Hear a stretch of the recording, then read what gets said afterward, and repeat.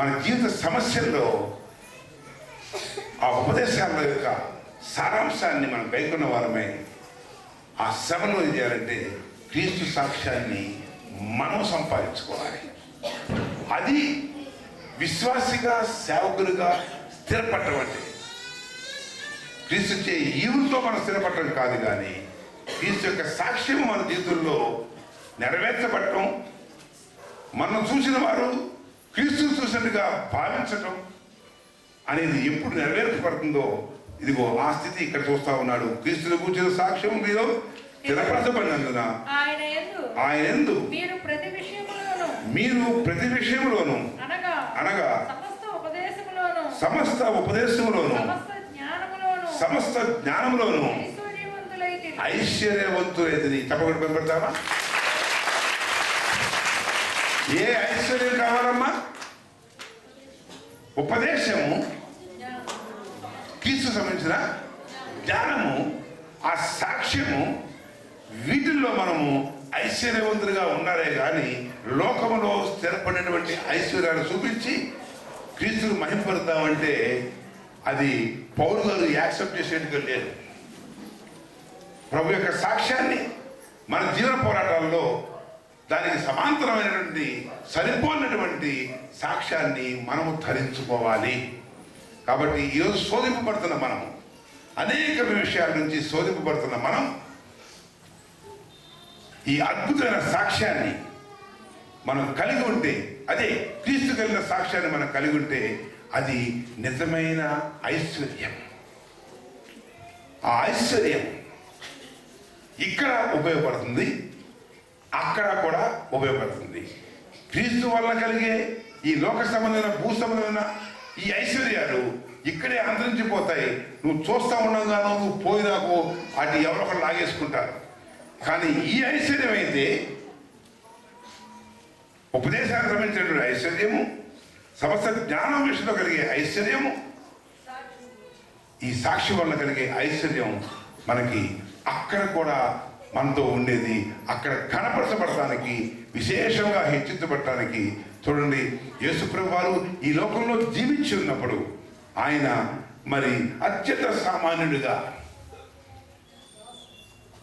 దాసుని రూపం ధరించుకుని ఉన్నాడు. కానీ ఆయన మరణించిన తర్వాత లేదా పునరుత్థానం అయిన తర్వాత తండ్రి అయిన దేవుడు చేసింది తెలుసా? అన్ని నామముల కంటే పై నామమును. చూడండి, ఫిలిప్పీయులకు రాసిన పత్రికలో అపోస్తలుడైన పౌలు అంటారు, అందుచేత 2వ అధ్యాయం 9వ వచనం, 9, 10, 11 అందుచేతను అంటే ఇక్కడ విధేయత చూపి తను తాను తగ్గించుకుంటే, ఇక్కడ కొట్టబడితే, ఇక్కడ దోచుకొనబడితే, ఇక్కడ ఇబ్బంది పడితే, ఇక్కడ మనం వాక్యములకు విధేయులమైతే, ఇక్కడ మనం విధేయులమైతే తగ్గించుకుంటే ఏమవుతుందంట? యేసుప్రభు వారు ఏం చేశారు తండ్రి? అందుచేతను పరలోకమందున్న వారిలో గాని, భూమి మీద ఉన్న వారిలో గాని, భూమి క్రింద ఉన్న వారిలో గాని ప్రతి వాని మోకాలును యేసు నామమున వంగునట్లును ప్రతి వాని నాలుకయు తండ్రి అయిన దేవుని మహిమార్థమై యేసుక్రీస్తు ప్రభువని ఒప్పుకున్నట్లును దేవుడు ఆయనను అధికముగా హెచ్చించి ప్రతి నామమునకు పైనామమును మన రక్షకుడైన యేసు ప్రభు వారికి తండ్రి అయిన దేవుడు అనుగ్రహించను. చప్పడగొట్టాలి, ఎక్కువ కొట్టాలి. ఈనాటి సహనం, ఈనాటి ఓర్పు, ఈనాటి తగ్గింపు, ఈనాటి విధేయత ఇది ఏం చేస్తుంది? గొప్ప ఐశ్వర్యవంతులు చేస్తుంది. గొప్ప ఐశ్వర్యవంతులు మన ప్రభువుని ఏ రకంగా ఐశ్వర్యంగా చేశాడో ఆయన యొక్క సాక్ష్యాన్ని మనం కలిగి ఉంటే మనకి కూడా అదే ఐశ్వర్యాన్ని ప్రాప్తింపజేస్తాడు. హల్లెలూయా, హల్లెలూయా, హల్లెలూయా, దేవుని నామమునకు స్తోత్రం. హల్లెలూయా. నీకు కావాలా? ఐశ్వర్యం కావాలా? చూడండి 9వ వచనం, మన ప్రభువైన యేసుక్రీస్తు అను తన కుమారుని సహవాసమునకు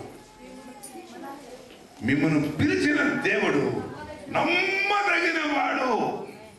ఇక్కడ క్రీస్తుని గురించిన సాక్ష్యాన్ని మన జీవితంలో మనం చూపించుకునేలాగా తగ్గించుకోగలిగితే, ఒళ్ళును అప్పగించుకోగలిగితే, దోషులకు అప్పగించుకోగలిగితే, శ్రమకు అప్పగించుకోగలిగితే, ఆయన చూపించిన మార్గంలో ఉంచిన స్థితిలో ఉండడానికి అభ్యాసములు చేయగలిగితే ఆయన ఎంత నమ్మదగిన వాడంటే, క్రీస్తుని కనపరిచిన తండ్రి మనల్ని కూడా ఆ రీతిగానే ఐశ్వర్యవంతులుగా చేసి ఆయన కనపరుస్తాడు. దేవుని బిడ్డ, ఆ ఘనత కోసం, ఐశ్వర్యం కోసం, నా తండ్రి చేతనే కనపరచబడటానికి నేను మౌననై ఉండటానికి ఇష్టపడుతున్నాను. యథేచ్ఛగా నాకు ఏ సంభవాలు చేసినా, ఎవరు ఏమన్నా కానీ, పెద్ద పెద్ద దైవజనులే కానీ, చిన్న చిన్న వ్యక్తులే కానీ, సంఘ సహోదరులే కానీ, ఇంత కానీ బయట కానీ ఎవరు నాకు ఏ నష్టాన్ని కలగజేసినా, ఏ ఇబ్బంది కలగజేసినా, ఎటువంటి తృణీకరణ చేసినా కానీ నేను సహించడానికి ఒక మార్గం ఏంటంటే,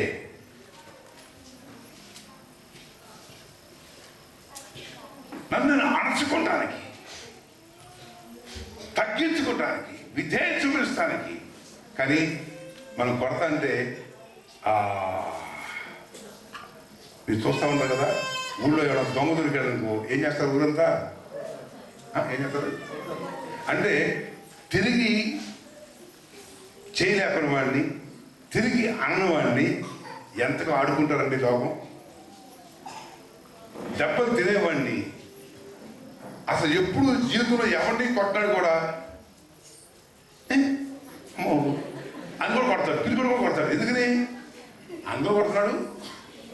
అటు దొంగంటే భయమునికి మామూలుగా దొంగని అదంతా కొడతాంటే అటు తలదించుకుంటాడు కదా, పాపం దెబ్బ తిని. అప్పుడు వీరికి జీవితంలో ఒకటి కొట్టారంటే ఫీలింగ్ కావాలి. పోయి పోయి పోయి ఈ దగ్గరికి వెళ్ళి తన్నేసేసి నేను కూడా ఒక మనిషిని తన్నే, హీరో ఫీలింగ్. అటువంటి పనికి మానాడు, అసమర్థులైన వాడు కూడా నన్ను నష్టపరిచినప్పుడు,